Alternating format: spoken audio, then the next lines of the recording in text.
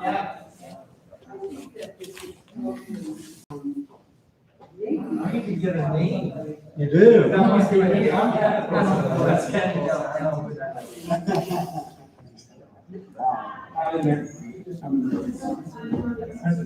Oh, yeah, thank you. Thanks so much for hosting.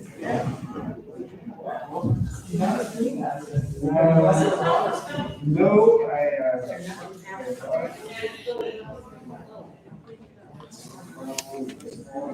Sometimes they accidentally crack mine. So I want you so crash into your legs. And, no, I was like actually. Hi there. Hey, thanks.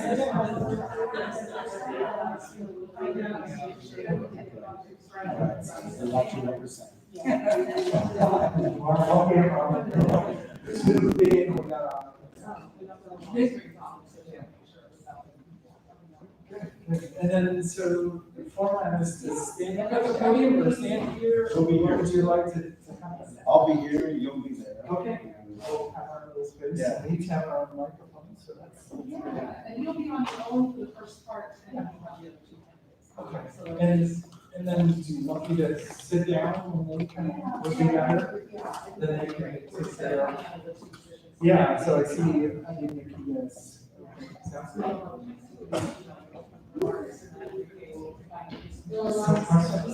Yeah. That's very good. I'll stay. Yay! Oh, that's right, the Ballard. Thank you so much. Yeah, there were some good questions there too. Really good yeah. Yeah, sorry to torture you guys with extra credit like that. I had that presentation for Western Virginia, so I got it. It's just showing. Yeah, that was good. And it's neat to see what happens. Yeah, we're sitting doing really interesting stuff. So, you know, chance to show. Thanks for your no, and thanks for saying hello again. But yeah, and I'll be here again. Yes, another chance. So I get to see some of the same. But yeah, yes, Sara. Nelson is coming. Yeah, so there she is. Hello. Yeah, we've got lots of good stuff. I'll see her again next week. So. No, thanks again for that time together and introducing yourself.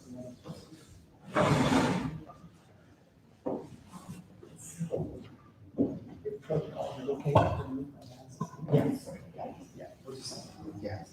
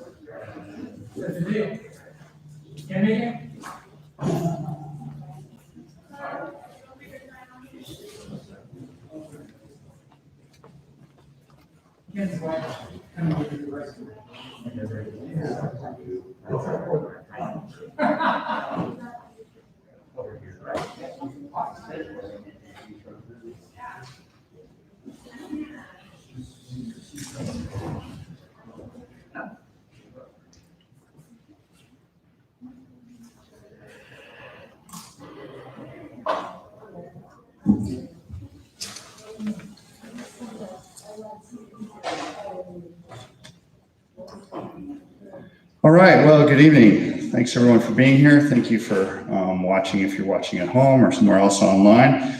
I want to welcome you all to tonight's City Council Candidate Forum presented by the Ballard District Council and the Ballard Alliance.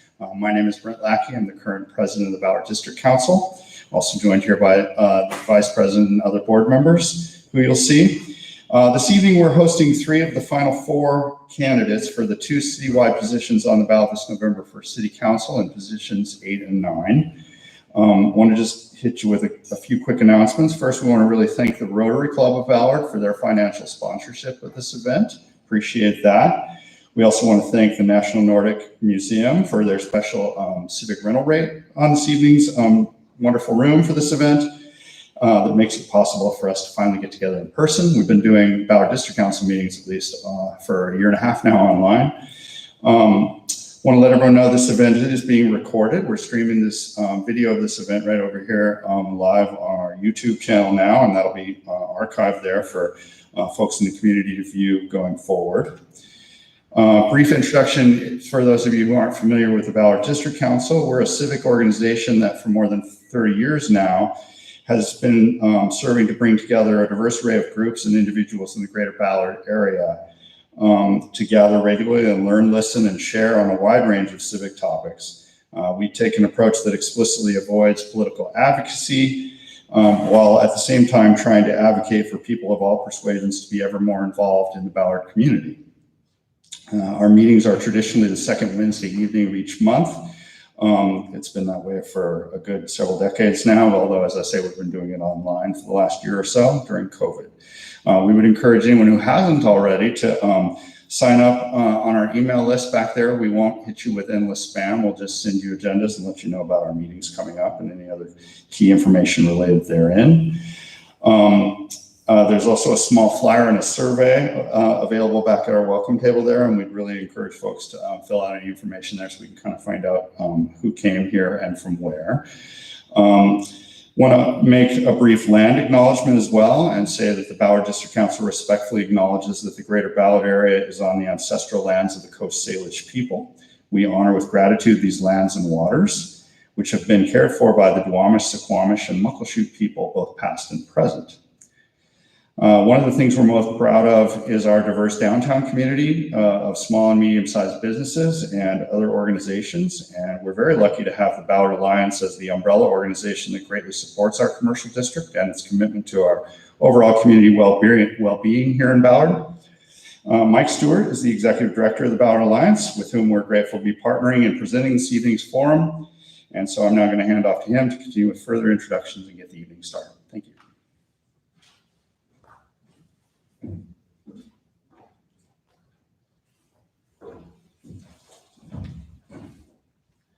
Thank you very much, Brent, and it's good to see everyone here today. My name is Mike Stewart. I'm Executive Director of the Ballard Alliance, formerly the Ballard Chamber of Commerce. We are an improvement organization that represents hundreds of businesses in Ballard and thousands of residents as well.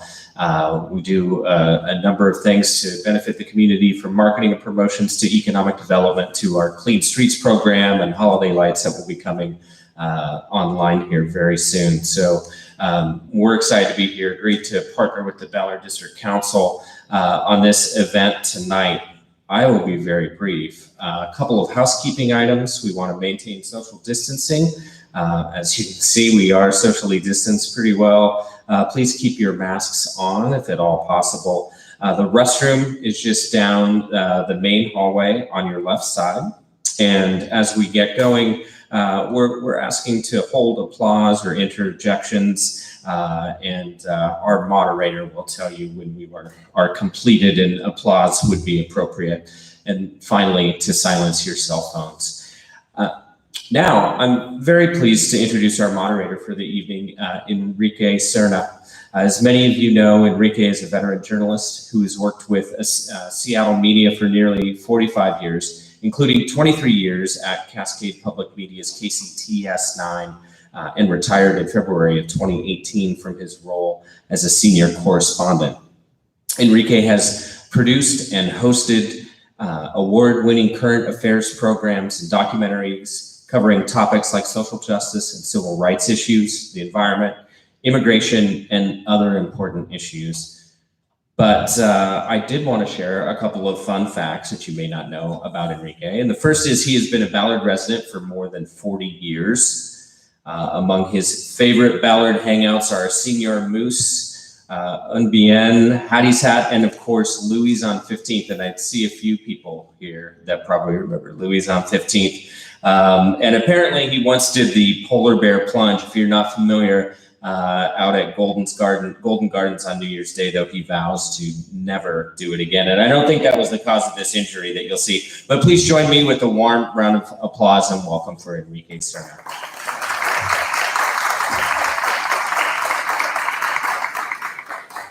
Thank you, Mike. Appreciate it.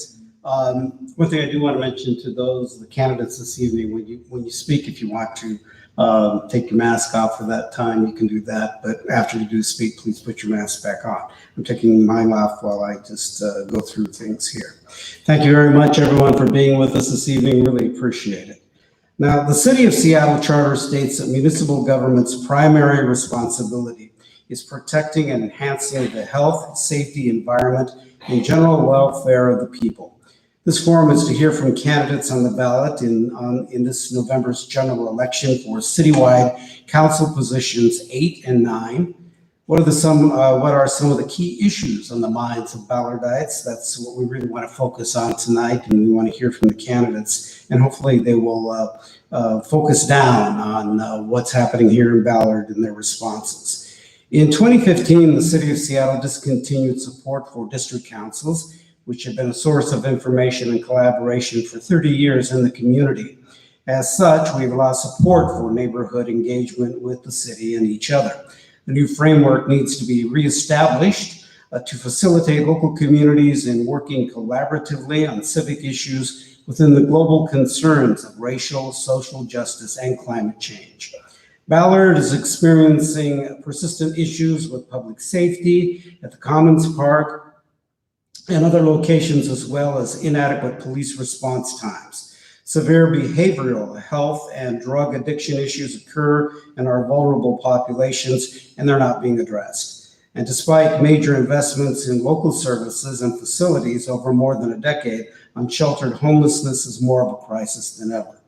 Our maritime and industrial areas are under threat from land use and other development pressures. Small businesses, which characterize much of Ballard, have struggled during the pandemic. Affordable housing for many residents is a chronic problem, livability needs to be in focus. Transportation challenges related to population growth, climate change, multimodal uses, and aging infrastructure are prevalent, with light rail remaining on a distant horizon. Finally, Ballard's small landlords are adjusting to a flurry of new regulations which have impacted local rental housing during the pandemic. Now, amidst these pressing concerns, we have a range of questions to ask on behalf of our fast-growing and unique area of the city. And we are going to begin with the candidates for position 8. Actually, we just have one candidate with us this evening, and that the other candidate was not able to be here. So we will hear from this candidate for position 8 tonight. I'm going to give that opportunity now to Ken Wilson to introduce himself to Ballard voters, to explain why he's running for this office and the vision that he has for the city council. You will have 2 minutes. We have a timer over here, and she has raised your our timing issues there. So you might pay attention there, and I will also help you pay attention. So Ken, go ahead. You're up. Hello, this is on. All right, thanks very much and for the introduction, and especially for being here in Ballard. I feel pretty welcome seeing the Norwegian flag. My wife is a third generation Danish Norwegian. Of course, seeing the Swedish flag, it's really valuable, but you'll remember if you've seen anything about me, I was a soccer coach for a Woodland team for 8 years, and we were big into Women's World Cup, and Sweden was always there to give America what for. So there's important things. I also want to remind people about the importance of Ballard in general. We had that maritime meeting even on the 15th. And Ballard is an amazing place. It also is that Alaskan fishing fleet for the world. If you saw my video, you saw all the important infrastructure, 1920s. And Ballard, as a city, even tried to be a city before Seattle and kind of gave up. But things about me, I'm Kenneth Wilson. I'm running for that Council 8 position. I'm a civil engineer with nearly 30 years experience in projects and infrastructure experience all throughout Washington State, King County. I'm a Seattle small business owner since 2005. I'm a licensed bridge structural engineer. I could bore you with all the 8-hour exams we passed starting in 1991, and it keeps going and going, but it's a long process to get here. So my current projects, I hope you've driven I-5. That beautiful white Varendale Truss is my recent work. It's gonna open October 2nd. You're gonna get a chance to walk across that. And even last week on the 13th, I presented that project at a professional engineering seminar. So I'm not the kind to grab attention, and so running is very different for me. Instead, for the past 28 years, I've had my head down and was just working, designing, building infrastructure for you. I helped put that Magnolia Bridge together 20 years ago and was instrumental there. But I'm also the right candidate for right now. We feel council is leading in the wrong direction. Incumbent politicians can't find solutions for increasing homelessness. Failed roads, infrastructure, and closed businesses. Even yesterday's editorial, you'll remember that it seemed like they didn't even have solutions addressed in that. So I'm going to give you one opportunity. I'll give you 30 seconds to just touch on the issue of what you see as your vision for the city. So, sure. So my vision for how Seattle would be, I would see a vision where Seattle actually makes a solution for the homeless that we have. I would see a vision for Seattle where we actually utilize our money effectively and with accountability and opportunities to verify that things are happening without money just being thrown at stuff. I'm planning for a smarter world where our designs are maintaining our critical green canopy and making sure that that's an important part of every design, and especially our infrastructure. All right, let's talk about neighborhood engagement, and when we get to your opportunity to respond here, you'll have 90 seconds on each one of these issues. What would you do during your term to improve city interaction with neighborhoods and to help people collaborate and contribute to civic issues at the community level? This is really a great question, and I think what you're doing here is exactly what I would do. So right now, our city council, you can't even park downtown. You have to go downtown, and you're going to come to a meeting during the day, and they decide important issues without any opportunity for us to be involved.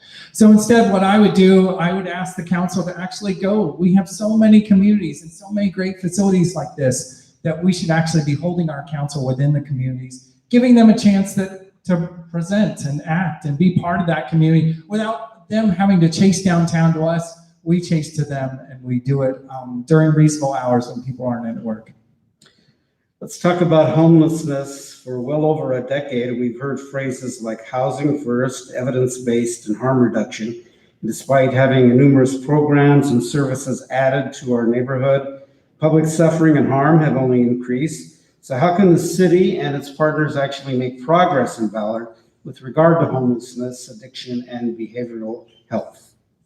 Yeah, I think Ballard is especially hit. We drove here, and so did most everyone here. You see what's going on even in these little roundabouts or wherever you can place, but that's not compassionate to leave homeless at the side of the road there. We have money that we're putting toward these issues, and a lot of times it's outreach and things that aren't successful. They're not accountable for the things that they've been doing. For these last years, all the incumbents, all the politicians have stood there and told you in the last election how critical an emergency this homeless issue was. It's the same or worse today. So we have to enact on enforcing our laws, making sure that people are trying and pushing ahead, give them opportunities to do something different that will not be alongside a road. That's not compassionate. Leaving them to their own challenges and their own vices is not the way to go. And so we actually have to start making real assets, real infrastructure. And we're getting a lot of money, not just the money the city has, but we're getting money from a federal level,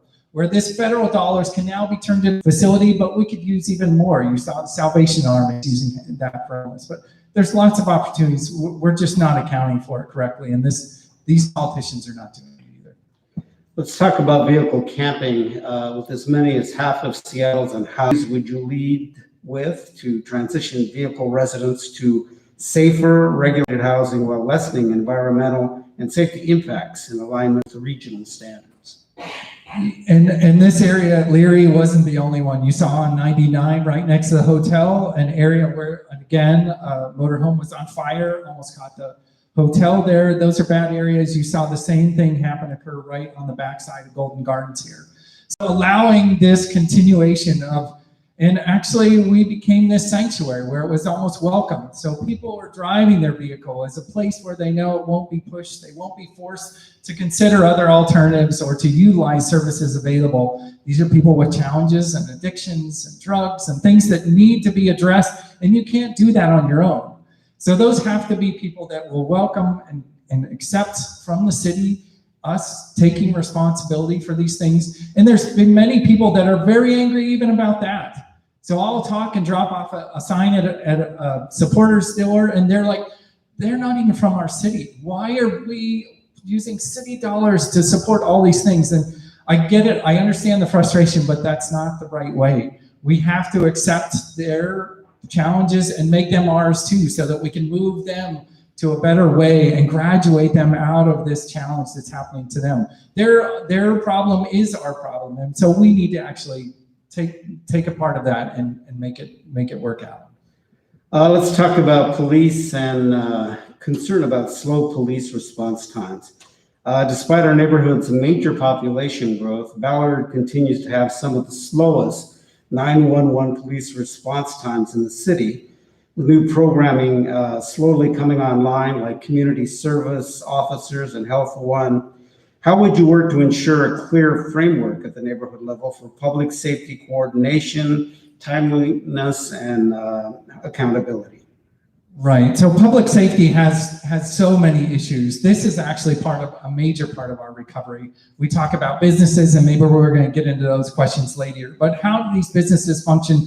How do we do recovery, or any of the things that we need to get pushing ahead without public safety? So public safety is also about police. Right now, what we've done is we actually cut their budget. And there you can see from the Seattle Times, we've lost at least 20% of the police. What happens when you lose 20% of your staff? All those backroom police, detectives, everyone are having to move forward. So everything is actually slowed and impossible. You saw where Chief Diaz was also talking about, we know what the problem is. I don't have any staff to send them. I know where I could patrol and positively affect these challenges, but we have no money, we have no police, we have no people. But part of that is because of our council has decided that they are at odds and diapole to what's happening at the police. They didn't even talk to them during the CHOP challenges. So we need a council that actually will work with the police. We'll be part of that, and we need to fund them. So it's not just about money. Money is a fundamental. If you don't have staff, you don't have anything. But even all the best police, if they were good, they had a chance to leave and find another supportive municipality. The same with the many senior police, they just decided to retire. And so we lost a lot, and it's up to us to try and rebuild that police. And it has to happen at a council level. That's where they've decided to allow this problem and created it. Small business impacts. Small businesses make up a substantial portion of businesses here in Ballard. In July 2019, a local green energy company based off Leary Way sent a letter to the mayor and the city council with the subject line, "Street crime too much for our company." They asked for relief from persistent vandalism, theft, drug use, and lack of support from the city to deal with those problems. They received no response, and subsequently they moved operations outside the city. Local businesses continue to experience similar challenges as well as they're reeling from the impacts of the pandemic. Almost every candidate said that they support small business. However, a safe and inviting environment where employees and customers can access shops and restaurants without fear of harassment is fundamental to small business success. So what will you specifically do to ensure that the Ballard Business District is safe and vibrant? So again, the small businesses are feeling these challenges because of the city council's decision about police. And so myself, I'm a small business owner. My wife works for a laboratory in Fremont, it's a small business startup. It doesn't feel comfortable to even go to laboratory or have to leave in an evening hour because of the challenges. So it's always about safety, and we don't think of those things as so related. Oh, I want you to recover. How are you going to recover? They can't recover without safety being addressed first. We need to have a council that actually is supportive of the police, that will fund them correctly and actually encourage them and give them real opportunities to maintain curtain staff. So these are the elements that build safety, allow these small businesses to stay. You've seen the coffee shops do the exact same thing. They can't keep employees. Who wants to be the one to defend the tip jar? Who wants to be the one that will deal with the homeless that will break a window because there's no consequence and walk away? They didn't give me food. It was the same that happened by me at my own Kid Valley. So we need to have consequences. So we have to enforce the laws that are on the books. We have to build back our police and use that safety to build back our local businesses. The businesses want to be here. They're asking, that letter was asking, how can I stay? Give me a good opportunity. Give me the chance. I want to be that chance to give them an opportunity. I'm a small business. We all deal with these hard challenges, and we're good at it. That's why we're still here. So give them a chance, and let's get safety back in front of them and a possibility to continue. Let's talk about Ballard Commons. Ballard Commons Park, our central green space in the urban village, has become a fully occupied, unsanctioned encampment during COVID with serious public safety and health impacts. The encampment at Ballard Commons Park was ground zero for hepatitis A outbreak last year. Despite the record heat wave, the children's spray feature was fully closed for the summer. Skate bowl is no longer used by community skate groups, and the park is all but unusable for children and families. In August, the park was the site of a gunshot wound, a brutal, unprovoked assault where an unsheltered person lost sight in one eye, and an attempted knife assault on an outreach worker. And last Saturday, there was a large explosion and fire. So neither the mayor's office, the city departments, nor the city council have communicated any meaningful response plan, and a statement from the Parks Department clarified that dangerous criminal activity is a factor in many encampments throughout the city. So as a council member, what's your plan for Ballard Commons Park, considering all of the issues that are going on there? I would push hard to reopen that facility and give it back to the community that it was supposed to be for. This is, again, enforcing the existing laws on the books. You're not supposed to be encamping there. They know that. There is an Episcopal church across the way that has been outstanding in helping these people. But even them, you saw it. They were using their parking lot to try and facilitate, and suddenly it grows and grows and grows because these are not people that are being challenged to utilize services outside and around. They're not being asked to actually push forward and try. So we need them to try, and we need us to take responsibility. As your council member, I won't be the same one that sat here and watched and won't respond to the emails, won't respond to your calls. It's the same for all of us as individuals. Who here hasn't called your representative and got a message that never came back? That's not the right way. And I know what's going on. There's a lot of challenges. They're so fixed on throwing the budget away from the police and not giving them an opportunity to be successful. But just think about it. If you had a business where 20% was lost, you had to move everyone from the front room, from the back room to the front room. The chef is out there serving people. The dishwasher is out there serving people. Quality is down. Your customers are unhappy. Your employers are unhappy. They don't want to be doing that. All they're doing with the way they're funding and tearing apart the police is destroying all these interrelated elements. A few more questions here, just added questions. Affordable housing. With the mandatory housing affordability program, Ballard developers have paid more than $9 million in fees, but no affordable housing is slated to be built in our neighborhood. With MHA, is older affordable Ballard rental housing simply being systematically replaced by unaffordable new housing so as to collect fees to build affordable housing in other places? So how do you address that? So I am very much against this fee-based challenge, and I see where a developer, and maybe this was where the council would acquiesce to, well, we can't hold them to their word, so let's just make them give us some money. Quite frankly, the city is not great with money anyway. So if we're going to hand them another pile of fees and say, oh great, here's a pile of fees, let's go build an asset with it, I don't have a lot of confidence that they're going to do a good job for us. So right now, you should make those developers hold a different line, that if this is what you say, you're going to accept our property. And you saw where even at the Northgate Mall, where I'm actually did that Northgate pedestrian bridge, the King County Metro station is now being obsolete. They were going to give that to developers as possibility of affordable housing. But again, this is the same thing. You can't give them an opportunity that we can't expand and utilize. So giving them an opportunity to get their way out of fees, pretty soon it's, oh, I can't save these trees, so I'll cut those down as well. Everything is not about money. We have to get our own resources and make sure we're getting the value for our city. So that's exactly what I will be doing. Okay, well, final question for you, and that's legislation. So if you're elected, what's the first piece of legislation that you're going to try and enact on the council? The first legislation I would enact is to try and reverse the police budget. So you saw even recently, so they cut the budget many times before. Now there's $15 million that's available. That was police money. And so if you know anything about government and how it functions, our citizenry, we provide money to the city for what? For our benefit. So think about it. If you had $15 million as a police force that is running low on staff, that is not capable to respond to calls in time and correctly, what do you think you would do with the $15 million? Hand it right back? So a city council that is just dragging money back from the things that we're asking them to work on is not doing right.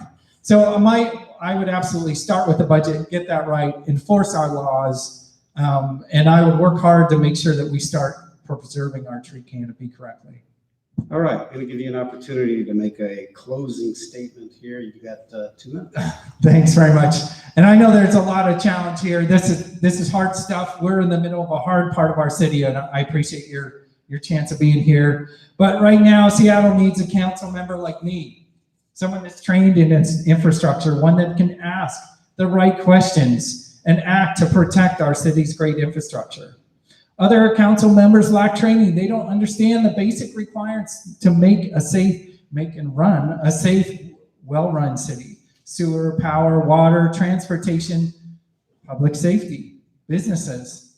As a small business owner and an engineer, I'm used to working hard problems. I will find real solutions to homeless, protect our tree canopy, and provide lasting support for our public safety and police. So what do I need from you today? Why am I here? I need, most importantly, your vote. And I also need your support to tell your friends, speak to others about me when you can, and to be part of this incredible city and with a long history of powerful infrastructures and amazing innovators. I would ask you to choose me as the best, most qualified candidate for this citywide position. So this is an opportunity where I can have a voice to help all people that are functioning within our infrastructure. We're an amazing city. So I will use my background to bring back the city that we all love and have come here for, and I'd greatly appreciate your vote. Thank you again for having me this evening. All right. Kenneth Wilson, thank you very much. Just give him a round of applause. Thank you, sir.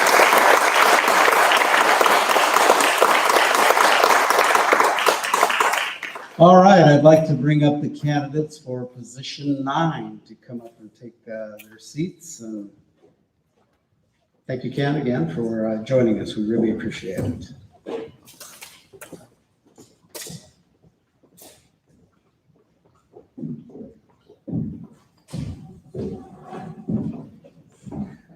Now, I was going to do a coin toss to decide who goes first or whatever. Is that okay with you guys? Or would you rather we just go in alphabetical order? What's that? Okay. How would you? What do you feel like? Either way? Okay. Whoever goes first there then would have the last decide at the end what you want to do. Thank you very much, both of you, for being with us this evening. One thing I wanted to tell you, there's a little lag in the microphones with 2 microphones. They built this beautiful facility, but something in the audio is kind of weird here. So when you go to respond or to take your turn, just give it a second or so, and then you'll go from there. All right. Well, thank you very much for joining us this evening. And I would like each of you to introduce yourselves and to tell us why you're running and what's your vision for the city council. You'll each have 2 minutes. There's a timer right over there. Off to your left, so you kind of keep your eye on that. But I will also urge you along if you need to stop or whatever. So if you're okay with Nikkita going first, here we go. Nikkita Oliver, you are up first. 2 minutes. Well, good evening, everyone. My name is Nikkita Oliver. I use they, them pronouns. I am by trade a lawyer. I'm the executive director of Creative Justice, an innovative arts-based healing engaged space for young people. And I'm going to keep my mask on because our high school students are being highly exposed to COVID, and so I want to respect everyone's health. I'm also an adjunct professor at Sara University School of Law and work as a community organizer. I'm running for Seattle City Council Citywide Position 9 because we have serious crises in front of us, and we can no longer wait for Seattle to respond with solutions that are commensurate with those crises. Throughout the pandemic and prior to it, I have served our children and families on the front lines of these crises, supporting people in navigating, trying to find housing, getting emergency vouchers, losing their housing because they cannot afford the rent, providing cash assistance to families. I have been on the front lines of transportation crises where young people cannot afford or their families cannot afford to access public transportation or it doesn't reach their homes. We need solutions that are midterm and long-term to address these crises. When we think about housing, what are we doing to really mitigate the current impacts, to help people ensure that the resources they receive are actually a step towards stability? And then what are we doing to address the upstream issues around cash assistance, preserving our current supply of affordable housing, and building deeply affordable social green housing?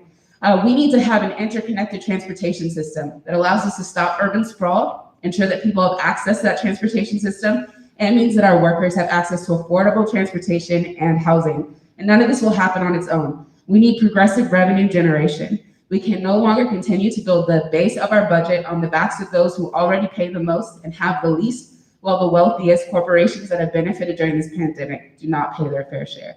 Thank you so much. Thank you. Sara, 2 minutes.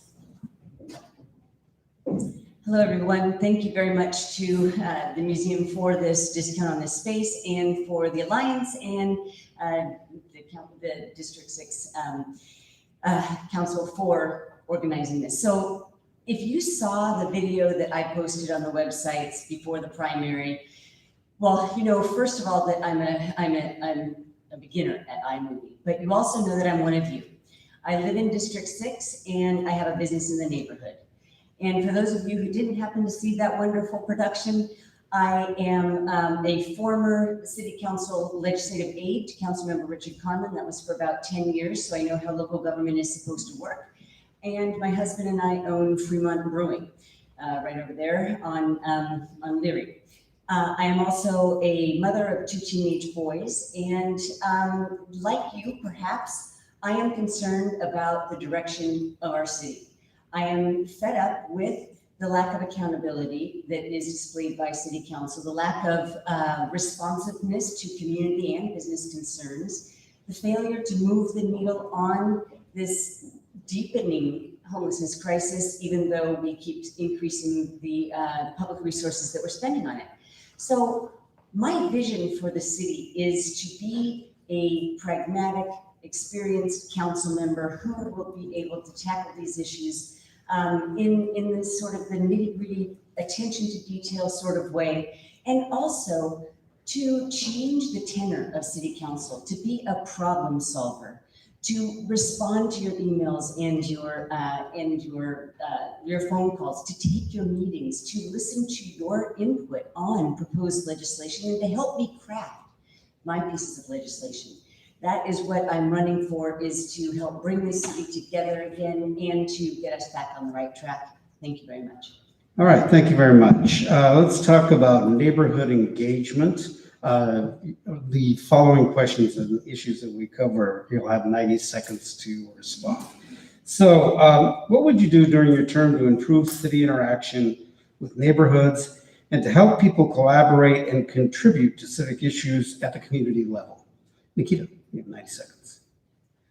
So I firmly believe that the way you campaign is emblematic of the way that you will govern. So that's why our campaign has used community listening posts or participatory policy-making opportunities for community members to come together and determine what policies would they like to see coming from City Council, rather than City Council bringing an ordinance. Maybe we get a chance to go to public comment, and the likelihood of that ordinance changing is very limited. So we continue to bring the community organizing experience that I have to our communities into City Hall. I think it is very important that we stop assuming that community members have time to come to council at 9:30 in the morning or 2:30 in the afternoon. We need to adjust the times that we have council to evening times to accommodate workers and families. We need to continue having access through Zoom. I think that that is really engaged and increased civic engagement as a part of the council, and then ensuring that we have better language access. English is not the only language spoken in our city, and communities with disabilities should be able to access the content through ASL.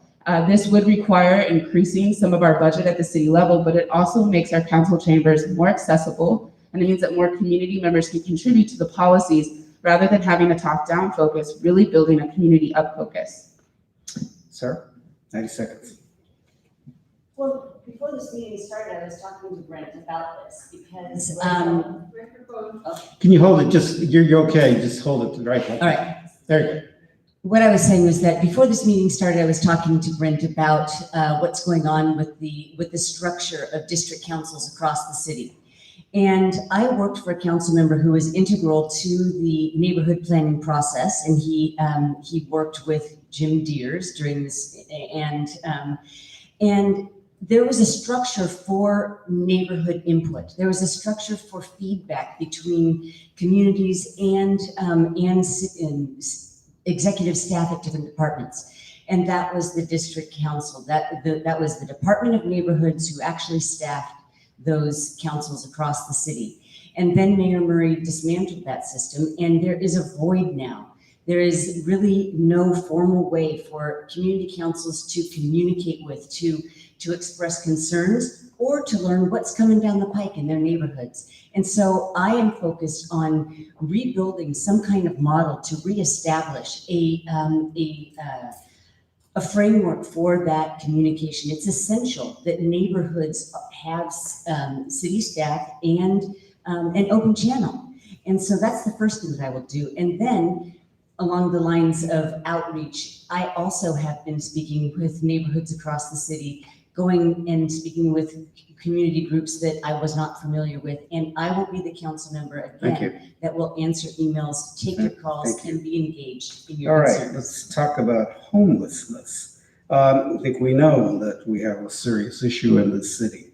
How can the city and its partners actually make progress? And specifically talk about Ballard, if you can, with regard to homelessness and addiction and behavioral health. And Nikkita, you were first, 90 seconds. So I think it's really important that we acknowledge the challenge that our neighbors are living in. No one wants to leave their home or their possessions. So the city has a responsibility to be providing RV safe lots that have resources and support, allow folks not to lose their homes or their possessions, but also acknowledge that there are challenges having RVs parked all over our industrial areas. Secondly, we really need to be focused on getting people housed. So if we move people into a next step away from living outside, that step needs to lead into the next step of permanent or supportive housing. We have a serious bottleneck in the tiny house villages. People spend on average 400 days living in a tiny house village before they move on to the next step in their journey to permanent supportive housing. So we need to greatly increase the supply of permanent supportive housing, which is going to mean we need to work very closely with our King County Regional Homelessness Authority, paying in somewhere between 100 to 120 million as our contribution. And they will help us direct and develop the bridge housing that is necessary to get there. That being said, we also need to be preserving and doing the upstream solutions that keep people from ever becoming homeless in the first place, which is often why we find people living in their cars or living in their RVs. And so we need a multifaceted solution that both gets people housed and prevents people from ever losing their housing in the first place. Sir? We need to stop doing what we're doing right now because it's not working, and we need a plan. Now, we touched on the Regional Homelessness Authority. Pretty soon they will take over leadership for the region, and I will be a partner with that effort.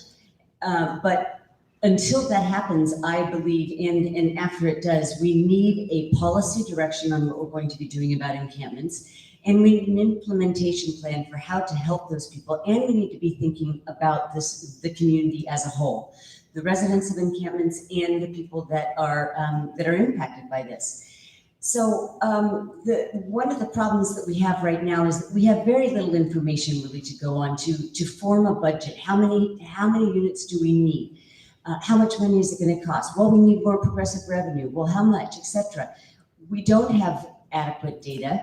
We don't have any coordination amongst service providers or among service providers and city agencies. So we have got to put in place a completely different model, whichever jurisdiction takes the lead on this. I have been talking with experts across, the regional coordinator of the United States Interagency Council on Homelessness is a good resource for models that work in other cities. Some key common aspects are individualized case management and real-time inventory of available housing to be able to offer this to people in encampments. And that will take repeated contact. Thank you. I'd like to follow up on this question because one of the bigger issues in dealing with homelessness is addiction, but also mental health. And I'd like to hear from the two of you about what specifically you see, what you think you can do as a council person to really address those issues, because we know that there's an economic component here, but the other part of this is the real challenge is people that have mental health and addiction issues combined. So 90 seconds each, and we'll start with you first, Nikkita. Yeah, so we do actually have numbers. We know that we need $400 million per year for the next 10 years within Seattle city limits to begin to get out of the crisis. We need $1 billion countywide to build 244,000 units by 2030. That's what we've been told by our King County Regional Homelessness Authority. We're not making very good efforts based on the dashboard. And when we think about behavioral health in particular, it is funded at the county level, and it is often funded through regressive taxes like sales tax or levies, which means that it's not very resilient to something like a pandemic or economic recession. I've been endorsed by King County Council member Girmay Zahalai, and we've already started meeting to discuss a strategy where the city of Seattle implements a progressive revenue option that generates somewhere between 20 million to 50 million a year for us to be able to fund our own behavioral health supports at the city level, which would take strain off of the county, allowing them to provide better supports across the 2.3 million people in our county, and for the city to take more responsibility for the 770,000 members we have in our city now. Additionally, the King County Regional Homelessness Authority would also take some leadership on providing behavioral health supports directly to our residents without homes, and that would be based on funding that they receive not just from our jurisdiction, but from other jurisdictions that are a part of the Regional Homelessness Authority. Sarah, 90 seconds. Behavioral health issues, mental illness, and substance abuse. I have been talking about this since day one. Seattle does not have a direct funding source. The money that flows through King County is inadequate. So is the capacity. There are not enough providers to provide the needed services. So I've been saying that we need a direct funding source and we need to absolutely contract with these providers. It costs $11,000 to send someone to an in-person treatment center. And so if we have to, we need to be partnering with private companies as well. But here's the thing. We just passed the largest tax increase, Jumpstart, that didn't go on the ballot. And this is the spending plan for Jumpstart has no money allocated to mental health or substance abuse treatment. I talked to Mark Dones, who's the head of the regional authority. He said that that's not going to happen at the county. That's an issue that they don't anticipate having the resources for. So what we need to do is get city council focused on this absolutely crucial need, because just we're allowing folks to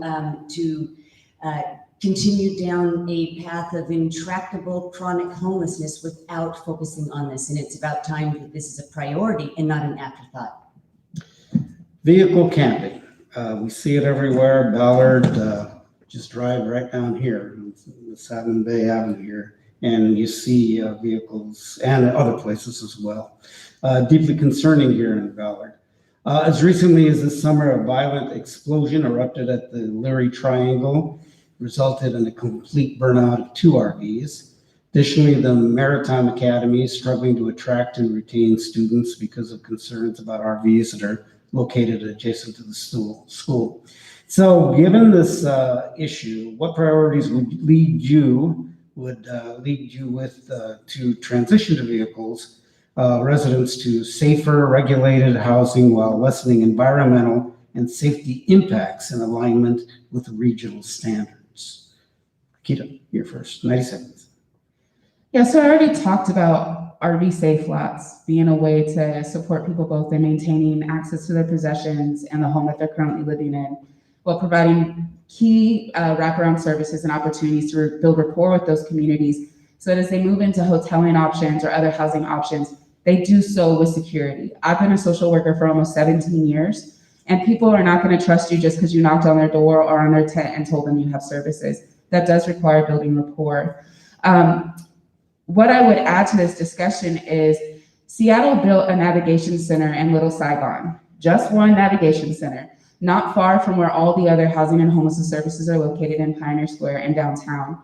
And what we've done is we have concentrated all the services in a singular point, which means people in other parts of the city are not able to access services. I also have spoken with HUD and folks that are doing work in other cities. And one of the things I was directed towards was to look at the San Francisco model of having navigation centers in all districts of the city so that people are not traveling to the 3 areas where things have been concentrated to access services. They might be more likely to accept those if they're nearby where the place they're either camping or living in their trailer. And then providing radical accessibility in spaces that has sewage, health, and other cleanup supports. We provide that to folks living in their homes because it's a public health issue. We have a public health crisis. Providing people with sanitation is a key way to do things like stop the spread of hepatitis A. All right, thank you. Sarah, 90 seconds. That explosion happened right across from Fremont Road, so I remember that happening, and that was the latest in many other issues at that encampment. And I will say that we tried RV lots, and it didn't work. It was too expensive. They could not keep up security, and that idea was rejected. So we have to keep our eye on the prize. I have researched the notion of sanctioned encampments, both for RVs and in tents. And what I have learned, the concerns are that it creates, that it's a lot of money that could be spent toward actual housing. And it starts out temporary, but it ends up permanent. And so if we're really going to focus on getting people into housing, let's not fritter away our money in RV lots or other sanctioned encampments when we could be focused on actual permanent housing stability, because it's a diversion of our resources. And so we have got to outreach to people in RVs the same way we would do so in tent encampments, and that is repeated. Concerted outreach by peer navigators that have lived experience with homelessness. And it's not just one outreach attempt, it's many. And these people should be permanent staff of either the city or the Regional Homeless Authority, because we just outsourcing it to providers hasn't worked so far. And saturate these areas with resources. I'd like to follow up on the issue of navigation centers and what happened to those things. I'd like to hear from both of you as to what you see as a pro and con about it. And how is it something like that we need? Can it make a difference? Let's start with you, Nikkita. 90 seconds.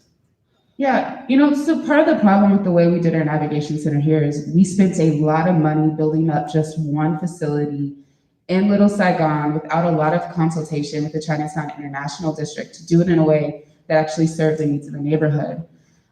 What I've learned from talking with folks who have done this in San Francisco is rather than having huge, extensive build outs, they build smaller navigation centers in different parts of the city so they can respond to the various needs of our unhoused community members that are particular to that district. So they don't spend as much on build out, but they are more comprehensive. They're 24/7 accessible spaces that are often connected to other housing options. And as a city, we really must prioritize moving out of congregate shelters into non-congregate options, buying more hotels. There is a tax at the county level now to fund that. The city just has to be willing to receive more of those hotels. We've also received federal funding for that. Putting those in places that are in relationship to these navigation centers provides a natural pathway into the next step out of living outside. And that is really what we're missing, is what is the natural pathway for someone who has now accessed a service, said, I want help, to move them into the next step. The third thing is these are low barrier options,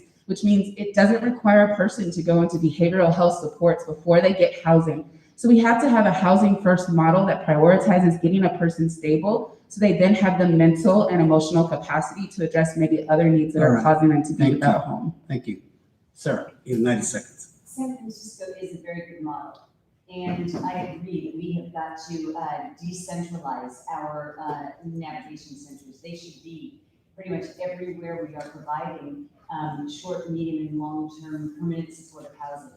That people should not have to travel to one place. So I don't have a lot of differences of opinion about what Nikkita just said in what does work in other cities. I would just add that that we have to make sure that we are coordinating the services that are provided and making sure that people are actually, that whoever is providing the services is held accountable, and that they have clear benchmarks to meet, and that we're making sure that that mental health and substance abuse treatments are available, and that when this outreach is happening, that there is a real-time database of available housing options right now, and that requires better coordination.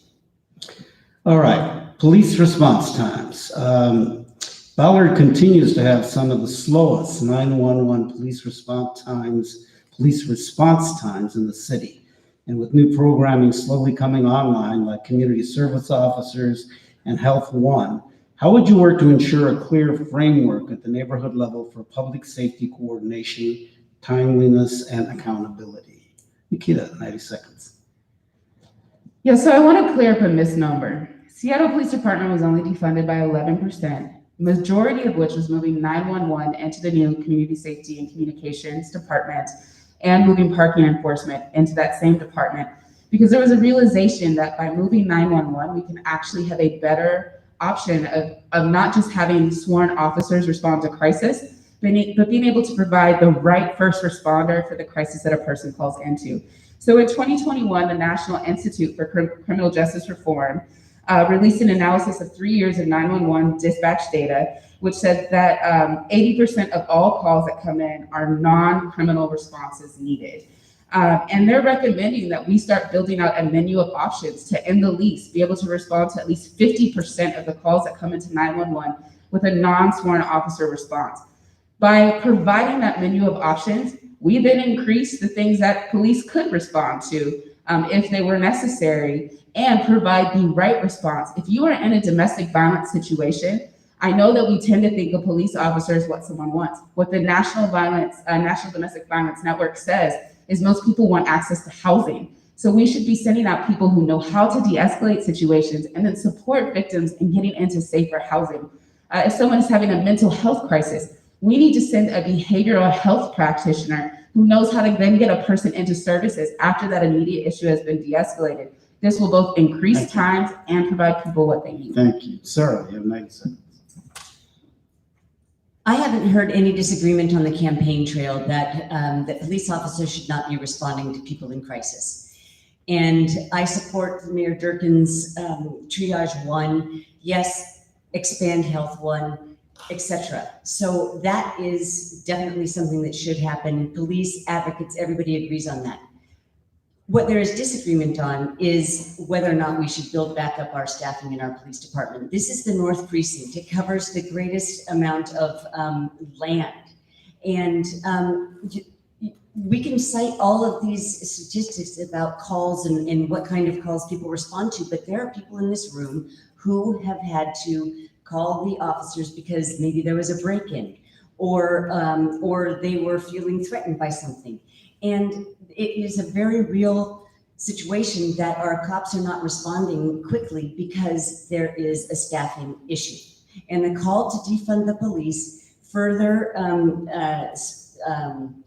well, it drove our first Black police chief out of town, and it lowered morale, leading to a historic level of attrition and an inability to respond to high response calls at the same time as responding to lower priority 2 or 3 or 4 calls in neighborhoods. And so my answer to long response times is that we have to build our staffing back up. Yes, we need to reform the police. Thank you.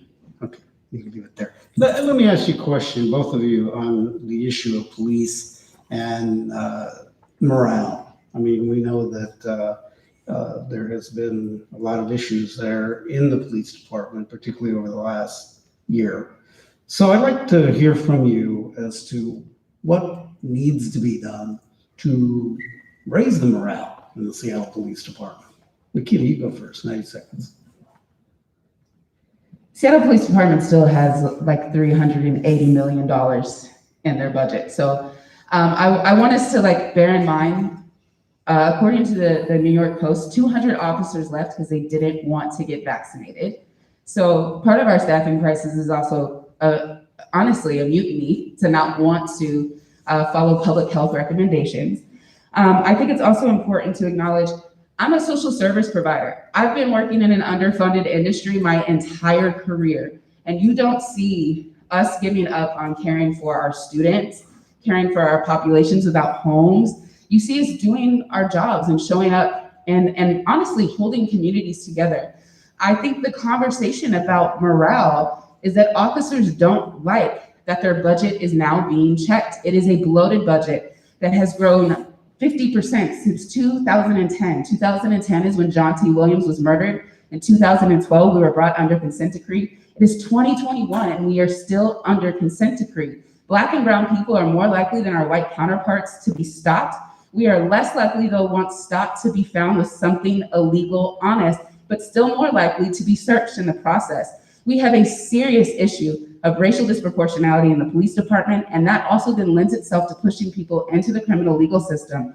This does not make our community safer. It is a reactionary response to problems that we could solve by meeting the basic needs of residents, getting people housed, and supporting our communities through other means. Thank you. Sara. The question is, why the low morale, correct? Well, I listened to a hearing, and I heard that the morale is low because they do not feel that they are valued, that they were looking at the abrogation of positions, the cutting of overtime, and this has led to a culture of demoralization. And when Lisa Herbold in this hearing voiced her appreciation for the police, the executive staff thanked her. It was so rare, and said thank you for that. So we have got to bring back that morale by centering public safety. And when I'm talking to people in community, Black and brown people, what I'm hearing is that they don't want no policing. They don't want abolishing the police, as my opponent has said they want to do. They want better policing. And we have to take that seriously. And so that means backup. That means filling positions that have been cut. And that means giving and reinstituting community police teams and getting back to building trust with the community through more regular encounters with patrol officers. Public safety is our safety net. And it's you opened this meeting, Enrique, quoting the charter. The charter, Article 6 says, there shall be adequate public safety in every district of the city. That is not happening now. And that's what we've got to do to bring back up morale and ensure that people are kept safe. Small business impacts. Come on here. Okay. Small business impacts. In July 2019, a local green energy company based off Liberty Way sent a letter to the mayor and the city council with the subject line, "Street crime too much for our company." And they asked for relief from persistent vandalism, theft, drug use, and lack of support from the city to deal with those problems. They received no response and subsequently moved operations outside the city. Local businesses continue to experience similar challenges as well as reeling from impacts of the pandemic. Almost every candidate has said that they support small business. However, a safe and inviting environment where employees and customers can access shops and restaurants without fear of harassment is fundamental to small business success. So what will you specifically do to ensure that the Ballard Business District is safe and vibrant? 90 seconds. Go ahead, Nikkita. Yeah, and I'm going to take 30 seconds to address something that I actually think is very racist. 12,000 people marched in the streets on June 3rd saying defund the police by 50%, many of whom are Black people. So to say Black and brown people don't want a world beyond prisons and police because you can list off 3 that have endorsed your campaign is making us into a monolith. We're not. So I just want to say that, and I hope you dig deeper into understanding why that's a racist thing to do. In terms of small businesses, I'm a small business owner, a micro business owner, in fact, and have really struggled during the pandemic. Some things that I think would be great. Councilmember Dan Strauss put in place things that allow folks to run businesses out of their homes or out of their garages. And I think it's something we should keep doing because it allows micro businesses to thrive without having to have a brick and mortar. I also believe that we need to have an intentional incubation system. Hood Famous is thriving because they were able to use a community industrial kitchen. Many people in our communities would benefit from that kind of access and then connections to small business loans to be able to grow their own businesses. In terms of ensuring that small businesses have the supports that they need, the city has already started investing millions of dollars from the ARPA funds and millions of dollars through EDI to ensure that there are small business grants both to repair buildings, but as well as to make sure that you can continue to pay your employees through the pandemic and afterwards. Thank you. Okay. Sara, 90 seconds. That small business that you talked about was parked in my parking lot. And it was called Impact Bioenergy. And they took our spent grain and converted it into methane, which can then be converted into electricity to power whatever. And yes, they were vandalized many times. They had a bicycle that was powered by a battery that was charged up by their product, and they delivered the sludge that was the end of the project process to nurseries. And so their bike kept getting stolen. So I am very aware of this business, but this is happening all over the city, but particularly in Ballard because of the zoning here. And so there are a lot of things that the city can do to help. And the Ballard Alliance does have a project with shared space that will, and so what we've got to do is allow for flexible co-location of businesses so that they can interact and share customer and grow in small spaces and then take up other places. But there's so much more that the city can be doing, and they say they like small businesses and support small businesses, but instead of having a plan to help all small businesses, they change the land use code based on one person's request, and then call themselves supporters of small business. No, there is a long list of things that I would do on my website for small businesses, but when I talk to small businesses, what it comes down to over and over again is public safety. Ballard comments, and talking about public safety. I think you might have heard earlier, there's a long list of things that have happened there and deep concerns, from a hepatitis A outbreak to kids no longer being able to use the skate bowl, to the park being the site of a gunshot wound, unprovoked brutal attack on an unsheltered person who lost sight in one eye, and an attempted knife assault on an outreach worker. And last Saturday, there was a large explosion and fire.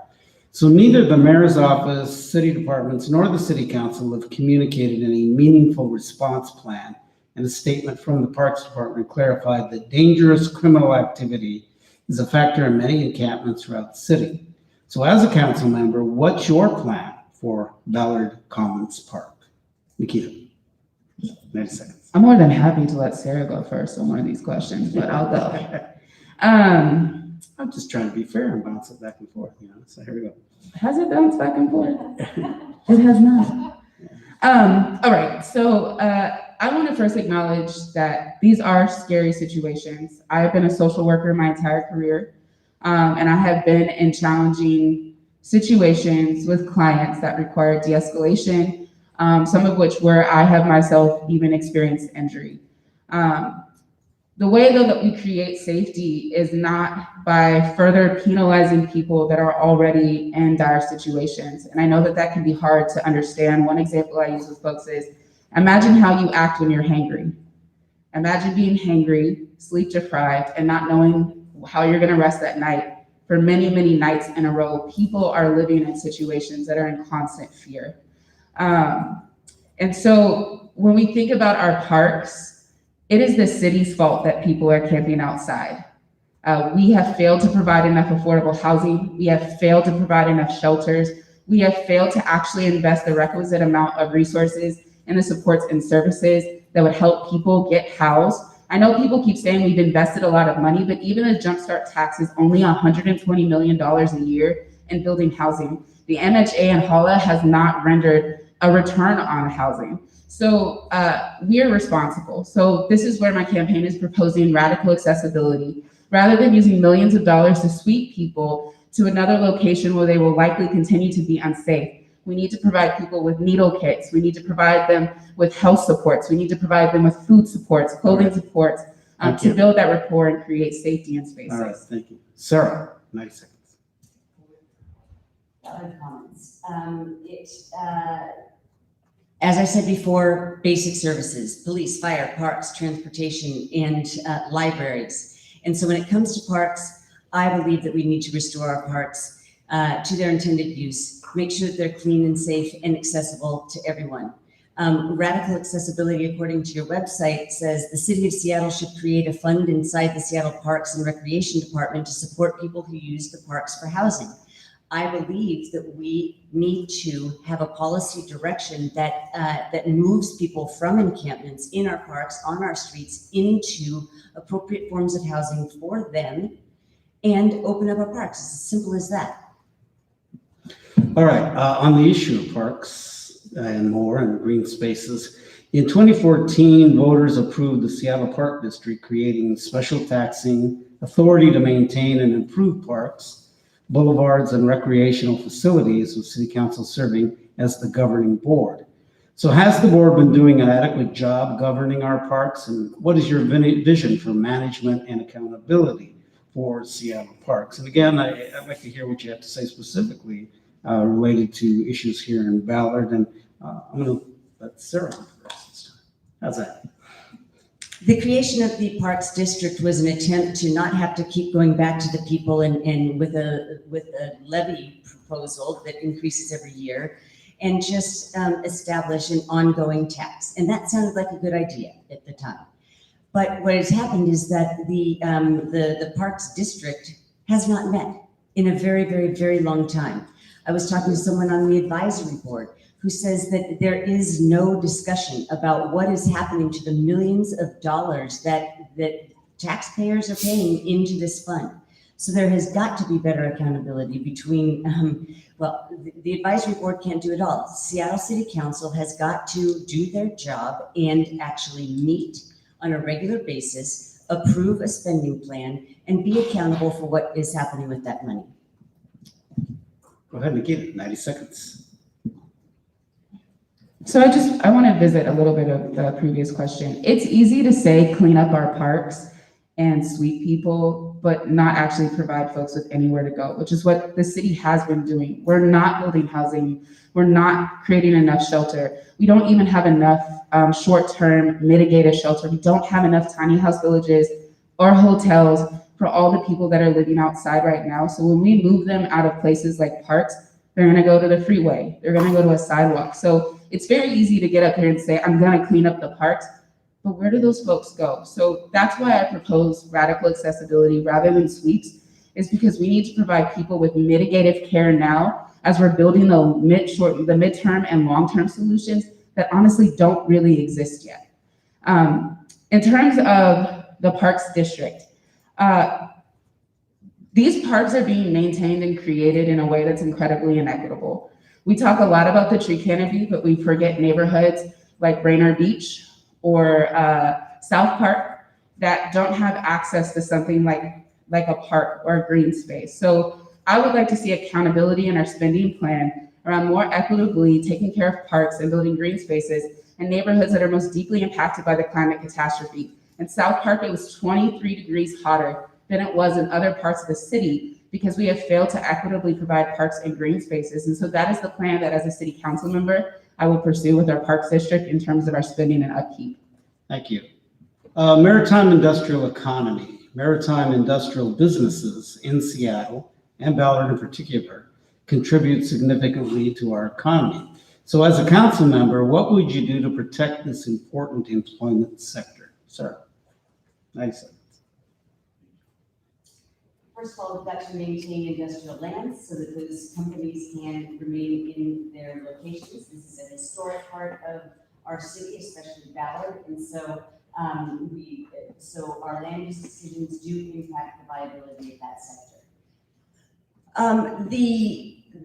But there's also a citywide maritime industrial sector, and I believe that that we need to focus on the viability of our port properties. Those are good union jobs that are threatened when people have a protest about a boat coming into the port. And slowing down operations at the port is the wrong thing to do because we're talking about businesses. Seattle is Washington is the most trade dependent state in the country. And we need to keep up our regional competitiveness or those containers are going to go to a different port. And so city council has got to focus on city policy, not global politics. And city policy means taking care and ensuring the quality of life and that basic needs are met of the 770,000 people living in Seattle first. Nikkita, 90 seconds. So industrial lands in Seattle are key to our diverse economy. Maritime, railroading, manufacturing are all industrial businesses, many of which are place-based. And often when we talk about our maritime and industrial industries, we actually, as a city, I think, forget that Ballard is a part of that economy and that legacy. So some recommendations that I have, because this industry is key to our survivability and growth, is freight transportation is a critical part of how goods and services move through the city, move through areas like Ballard or through SoDo. And so we have a freight master plan. How many of y'all read that? Yeah, very enthralling piece of things to read. But it's really important that that freight master plan be in alignment with the needs, the things that we need to mitigate. So impacts that are both natural and human events, thinking about our population growth, how density is going to shift, transportation infrastructure and noise pollution. And so building out that freight master plan in relationship to the Seattle Comprehensive 2024 plan that we're about to enter into is going to be key to ensuring that our industrial and maritime industries are thriving, because they have to be able to move things in and out of spaces quickly and effectively. The last thing I will say is we have a worker shortage. So we need to increase our apprenticeship and our apprenticeship utilization opportunities in the maritime and industrial industry, so that young people know these are viable, prevailing wage, unionized careers, and we can have a workforce that can meet the needs of the industry that is still growing here. Transportation. Now, during your term in office over the next 4 years, what specific transportation-related improvements would you prioritize to improve multimodal transportation, traffic, and parking challenges, and the aging infrastructure in Ballard? Sara, 90 seconds. I believe that we need to maintain our existing infrastructure first. I supported using the increase in the VLF for maintenance of our roads and bridges. We've got problems with the Fremont Bridge, with the Ballard Bridge. And so first and foremost, we need to maintain our existing infrastructure. Second, Vision Zero, pedestrian safety, I would privilege. Now, we're going to be having a light rail station here pretty soon. And what I hope to do, I have heard that the planning for that station, the alignment for that station is in jeopardy. And also that there is very little communication between the city council and Sound Transit planners. And so we have got to make sure that we are in lockstep and that we can bring that project online with as quickly and as inexpensively as possible. So there are ways in planning to be able to bring that on, and at least not have that fall off the Sound Transit list. 30 seconds. But more importantly, we need more money, and I do support a congestion pricing around downtown. We have got people coming in from out of town that don't contribute to our tax base, and they're using our roads, and we could use that revenue to make sure that our transit can circulate better on our streets. We've already taxed ourselves for more metro hours. That's great, but we need to make. Thank you. All right, Nikkita. Nice, sir. Yeah, so this year alone, we're going to spend $3.6 million. And after that, every year, because of the vehicle licensing fee, $7.2 million is kind of our estimated future spread. And we really need to be thinking about aligning our goals about what we need to build, operate, and maintain. I am of the mind that we need to move out of being a city that supports single occupancy vehicles as our primary way of getting around, which means we do need to have a comprehensive, well-connected, high-capacity, affordable public transportation system, which still requires the maintenance of our bridges. And so the dollars from the vehicle licensing fee are actually, some of them are being allocated specifically for fixing bridges. That being said, part of the issue with Sound Transit right now is that there is a funding issue. And again, this is the regressive nature of how we fund things. At the state level, we almost won legislation that would allow us the capacity to tax and fund our own transportation plan. And I think that's something we should continue to pursue. I'm endorsed by folks like Rep. Kirsten Harris-Talley, Tara Simmons, State Senator Rebecca Saldana, and Rep. Jesse Johnson, who are committed to working with me as a Seattle City Council member to ensure that the city has the right taxing authority to build the transportation system that makes us the vibrant green city that we talk about, and so that we can achieve our climate goals by 2030. We have to achieve carbon neutral, and a part of that is going to be building out a comprehensive transportation system throughout the entire city. Thank you. Okay. Legislation. If you were elected, what would be your first piece of legislation that you would like to get passed in office? Sara, would you like to go? I have to think about this. Go ahead. Give you time to think. I really think that continuing to pursue much more robust tenants protections and options for preserving our naturally occurring affordable housing is really important. One piece of legislation that I would like to bring is a Tenants Opportunity to Purchase Act or a Community Opportunity to Purchase Act, which would give the city or the tenants in the building the right of first refusal if someone was going to sell a building that is currently affordable housing. We have an economic development initiative that could work with communities, community land trusts, or tenants organizations to be able to purchase those buildings and then also provide the funds necessary for things like retrofitting. Much of our naturally occurring supply of affordable housing is actually not safe. If there was an earthquake, we have really relegated low income and poor community members in affordable housing to some of the unsafest units in the city. So I'd be really excited to move a Tenants Opportunity to Purchase Act through Seattle City Council. Sara. I would be focused on changing parts of our permitting and entitlement process to actually align our goal, more housing, with the ability to build a greater diversity of units. And I'm talking about microhousing right now. Do you remember microhousing? There was legislation that was passed under Mike O'Brien, which had the negative impacts of making it very difficult to build microhousing because of the 77 rule, which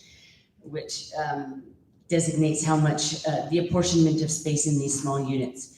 But this is just one example of many where we have created barriers that inhibit the production of housing instead of incentivize it or make it easy to build. And so what I will be doing, this is not going to be the first piece of legislation, but it will be a process to go through and identify what is not working and how to remove barriers. Another example is townhomes. Townhome production has virtually come to a standstill. What you see being built right now was permitted 3 years ago. But there are impacts of the MHA program that are making it very difficult, if not impossible, for those projects and other projects in low-rise, multifamily and low-rise, to actually make sense to build. So we've got to comb through the regulations and the programs that we do have that supposedly further our goals and find out what are the barriers and then change those. Thank you. All right, time for closing comments. So you'll each have 2 minutes. And Nikkita, I'll let you go first and give the final word to Sara. Go ahead, 2 minutes. So I am very honored to be endorsed by a long list of folks, including Councilmember Mike O'Brien, current Councilmembers Mosqueda and Morales, the Sierra Club, 350 Seattle, Transit Riders, Sunrise of Seattle, the MLK Labor Council, the Urbanists, the Strangers, Seattle Education Association, the 2,700 members of Protect 17, which is our city union, Congresswoman Pramila Jayapal, County Councilmember Girmay Zahalai, and many others. I bring that up because I think it's important to see the coalition of support that exists around this campaign. We have well over 5,000 contributors to the campaign, which is more than all other City Council 8 and 9 candidates combined. There is a lot of energy to really push for a council member that will bring to City Council solutions that are commensurate with the crises we are facing. We can no longer continue to negotiate or pander to interests that are not interested in seeing a change to exclusionary zoning, to building neighborhood residential, to allowing more density, to stopping urban sprawl, to protecting our tree canopy, to building a transportation system that really is accessible and works for everyone, to achieving our climate goals. And to be quite frank, we need progressive revenue generating options that free us from continuing to be attached to a regressive tax system that places the burden of our city budget upon those who already have the least in our region, while there are billionaires, multiple billionaires living here who should be contributing to the health and vibrancy of our city through taxation. That is how we build our city budget. We have a $6.2 billion budget. And it is important that we are fiscally responsible, but it is also that we bring those dollars in a way that supports the health and vibrancy of our communities. And I want to build a Seattle that in 2050 is green, healthy, whole, thriving, and is for everyone. Thank you so much. Sara. Well, the stakes are high this election. And you saw tonight that the contrast is clear. And so all I can say is that I am running a change campaign. I am running to implement pragmatic solutions, to get away from ideological statements and divisiveness and failed policies. And I also have a broad coalition of folks supporting me beyond the 3 Black people. And I did not take that bait, but I did say that in my campaign, I am talking to, similar to what my opponent said. But the point is, firefighters, Seattle Times, Gil Tarleton, Reuben Carlisle, and gosh, I'm forgetting, the iron workers, the laborers, the plumbers and pipe fitters, the Seattle Building and Construction Trades Council. Why is labor supporting the business candidate? Because we're united on wanting a strong economy, good jobs, and a safe and livable city going forward. Well, thank you very much. I would like to thank both candidates for joining us this evening and taking on the long list of questions. I also like to thank Kenneth Wilson for being here earlier, and also thank you to the Ballard District Council and the Ballard Alliance for putting on this event this evening, and everybody that attended and that you all wore masks. Good job. So on that end, is there anything else that you want to say, Mike? No. All right. Well, thank you all for joining us.